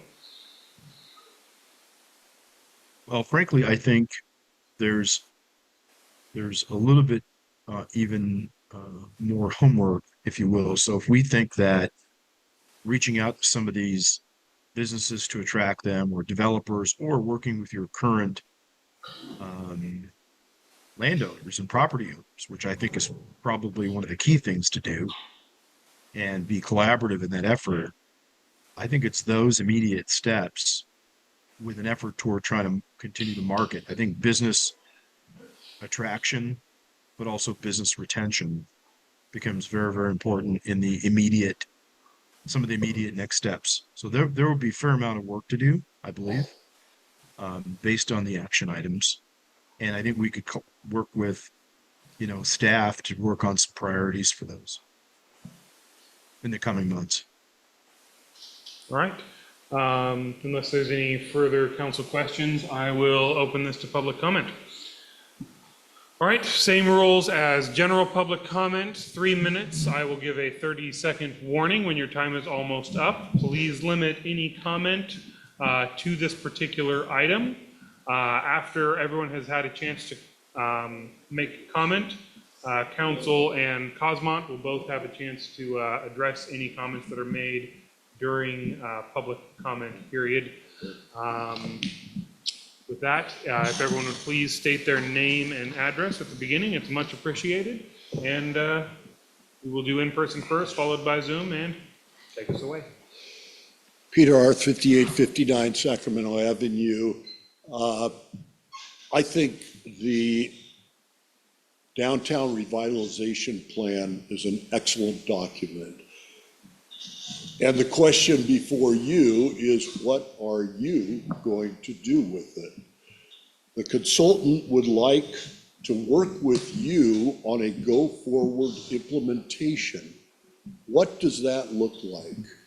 Does that look like forming a committee? Does that look like putting the report with progress noted every month, every quarter? There are 5 strategies. There are 9 action items. I was hoping at least one of you would say, well, I'd like to take this on, or this is my priority. I was very disappointed in the comments of Councilmember Deutsch. I do understand the size of the city. I do understand the size of the staff. And if your answer is, well, we can't, we won't, we just don't have time to revitalize our downtown, it's incumbent on you to work with the leadership and the city manager to get the staff you need, the planning staff, the grant writing staff. Cosmont or the other consultants on housing can't do this for the city. You have to do it for us, who elected you to represent us. So if this is just going to put it on the shelf, thank you very much, plan received, it'll be a big disappointment to everybody that is putting their heart and soul into rebuilding Dunsmuir. Thank you.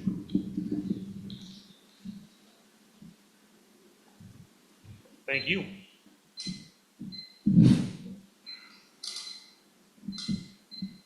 All right. Mark Juarez, 5744 Dunsmuir Avenue. Again, I guess I want to reiterate the comment I made before. If Cosmont could work with the property owners and everybody working collectively on a vision that would serve everybody, I think it would make a great difference. I would love to work with Cosmont and the city in the interests of everybody. I've worked very diligently on a plan. I've put together a pretty big group. I think it could have a tremendous benefit to the city, but we have to work collectively together, not against each other. Thank you. All right, is there anyone else in person or on Zoom who would like to address this topic tonight?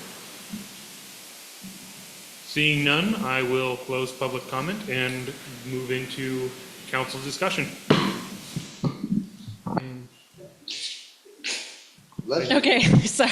I wanted to go first and I had to do that.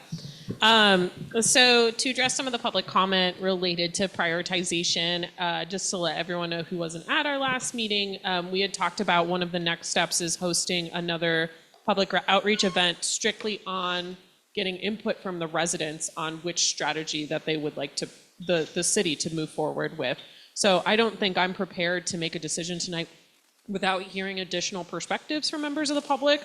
There are a number of different strategies in here, and one of the things we talked about at the last meeting, which again, we're echoing at this meeting, we have limited resources. And so if we are going to invest staff time, if we're going to invest the grant dollars that we still have not allocated as part of this grant, for those of you who don't know, this is part of a CDBG economic development grant, which CDBG is the Community Development Block Grant Program through the Department of Housing and Community Development. So we have more money, and that's to keep COSMOT on contract for about like a little bit under about 2 more years. And so the next step is you know, I was one of the people who had asked for additional time on this. I wanted to give additional time for people to give input. Again, it's really about who is showing up, giving that input, participating. I can't make people participate, but I can give them as much time as possible to do so. I'm really happy with the strategy. Going to echo Councilmember Bryan's comments, there's just a couple of data points in there that I'm just a little concerned about, which I think we've covered. But it really does go back to the original point, as the mayor has kind of brought up, is that these plans serve as an indicator of the political will of the community. So if the community is interested in investing money into this plan, if the community is adopting this plan, especially if we as a council are unanimously adopting this, this shows potential developers, it shows potential investors that we are here to work together and do something.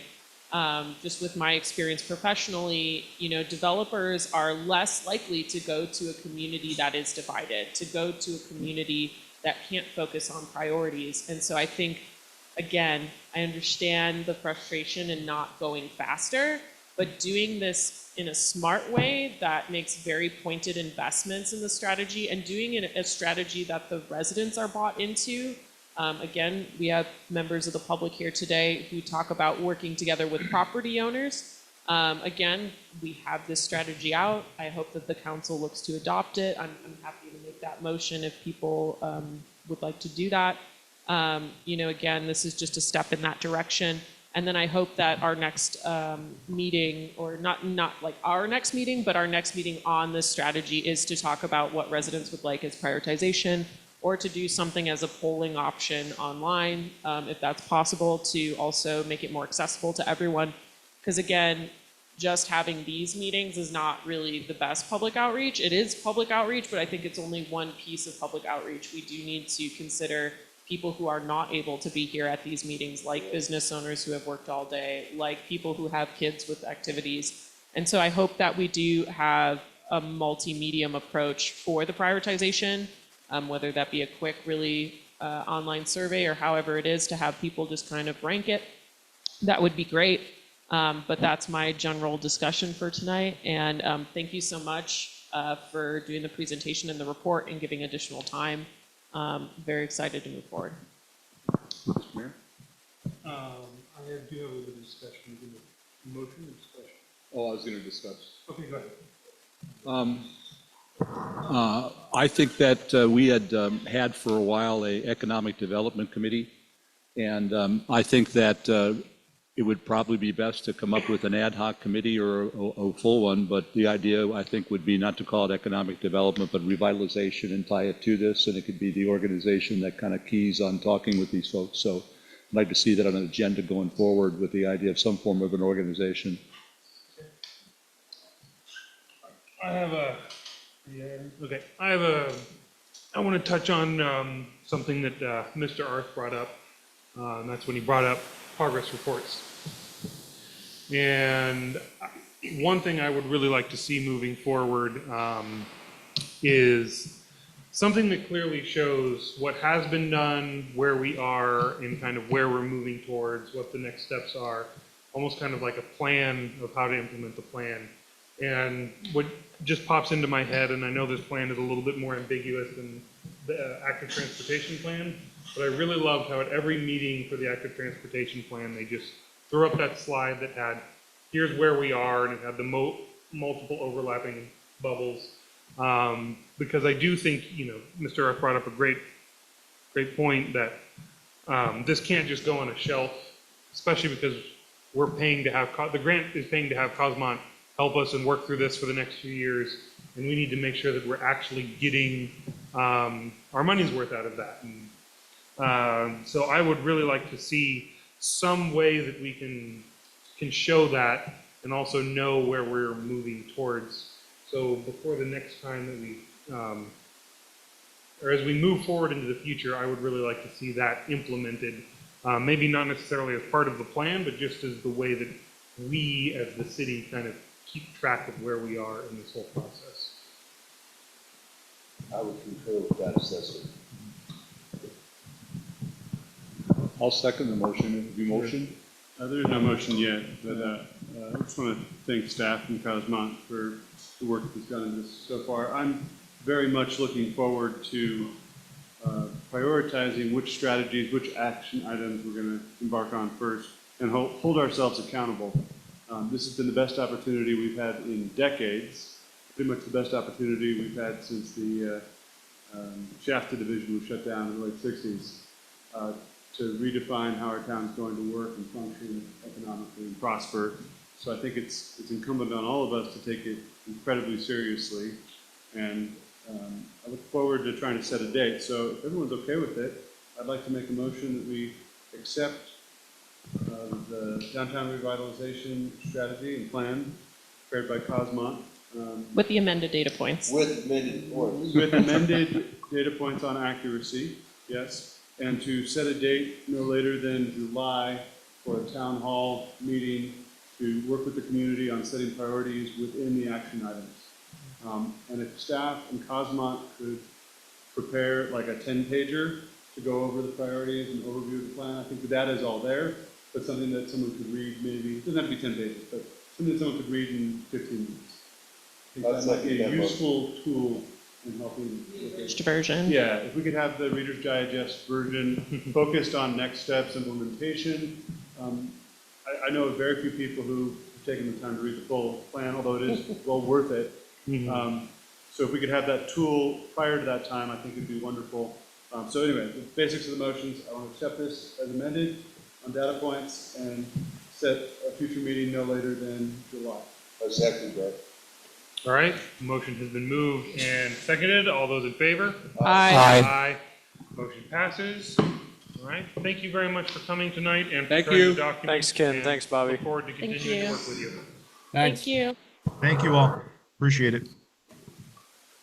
And just the last piece on this item is I do support kind of the idea that Councilmember Deutsch brought up. And so if it's okay to put that on a future agenda item, theoretically an economic development ad hoc could operate similar to the finance committee in terms of the audit, for example, where again, you meet on a quarterly basis, you get a check-in on the strategy and then report back to council. And then if there is an action item, that ad hoc or potentially standing committee could weigh in on that. And then keeping it at a quarterly basis, that's 4 meetings a year, that'll not necessarily impact staff as much, hopefully. It I like that. impacts, I have some thoughts on that. 'Cause But anyway. Finance committee is always trying to get into this stuff by natural Proxy. composition. So But- maybe we could utilize. We can put it on the agenda and discuss. Yeah. Yeah, we'll discuss how to best word that. Yeah. Yeah.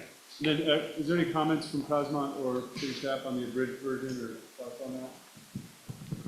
No, I mean, I'll look at it. I know it's a big, it's a lot of data and a lot of points, but I think when we come back to just discussing with the community, okay, well, here's the strategies, now how are we going to prioritize them? I think that's a good idea to try and simplify it to focus on the action points and those strategies themselves. I guess I don't want to lose the detail of the plan, because that matters, but it does occur to me there's an awful lot of repetition just the way it's being systematic about each thing.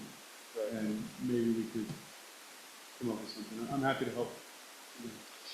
I'll take a look at it and I'll talk with Ken and Bobby. Okay, thank you. Thank you, Ken and Bobby. Yeah, thank you very much. Thank All you right, with again. that, Great night. we will move on to item number 11, new business. We have one item today, which is item number A, resolution 2024-05, authorizing placement of outstanding utility accounts on the county tax roll. Okay, thank you so much, council. It should be a brief item. This item is simply to place long outstanding utility bills onto the tax roll of the parcel itself. So all of these things are, all these accounts are like over 5 years old. They just haven't been paying, water's been off. That's the tool we have in order to get citizens to pay their utility bill, is to abide by the shut-off policy.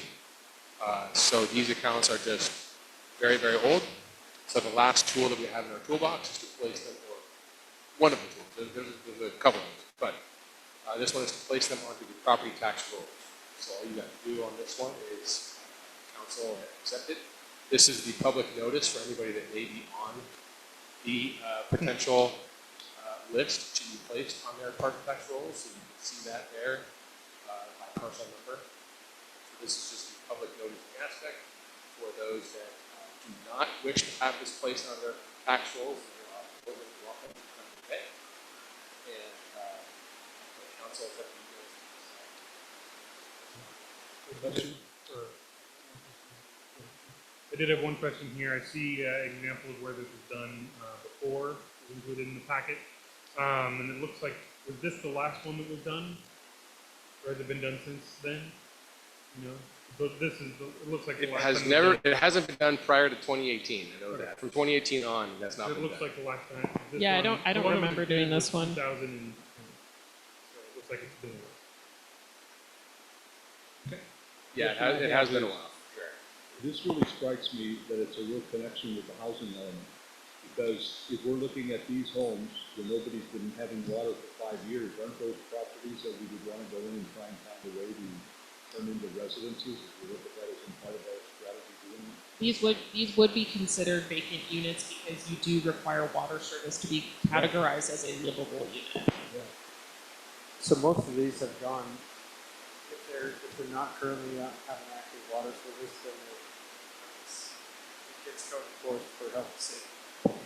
So, yeah, I mean, some of these you can see now, I mean, there's a $9,000 or $11,000 bill. I mean, that's a lot of years without paying it.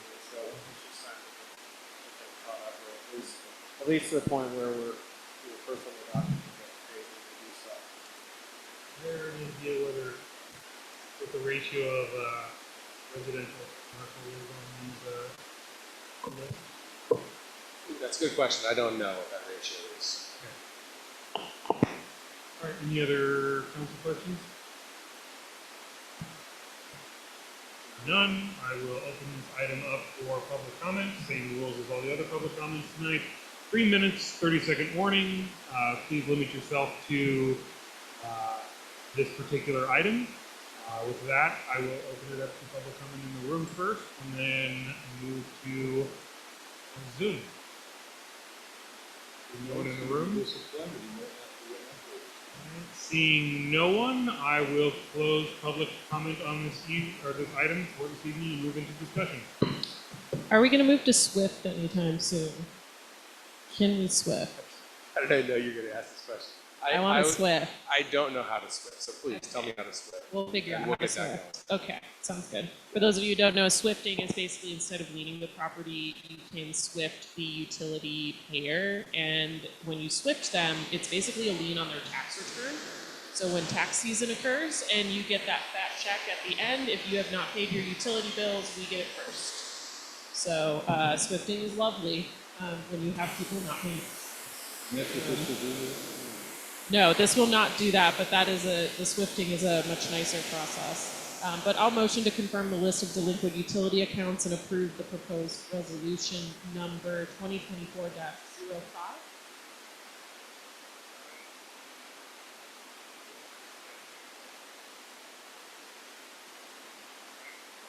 Oh, I do apologize. There is an additional section of the motion to also direct staff to submit the list to the county auditor controller for inclusion on the property tax roll. My apologies. There is a fiscal impact to this, so we'll do a roll call, even though it should be a positive fiscal impact. Councilmember Keisler. Aye. Councilmember Deutsch. Aye. Councilmember Bryan. Aye. Councilmember Lucchese. Aye. Mayor Clarno. Aye. All right. Item passes. With that, we are on to item number 12, future agenda items. Although not listed, we have a lot. Yes. So please don't add any more. All right, we do have the item Bruce wanted. Perfect, cool. All right, anything else, or is it adjournment time? Move. All right. Second.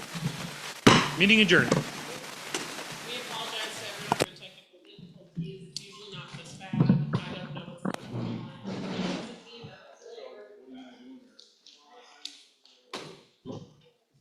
It's the energy of the mountain.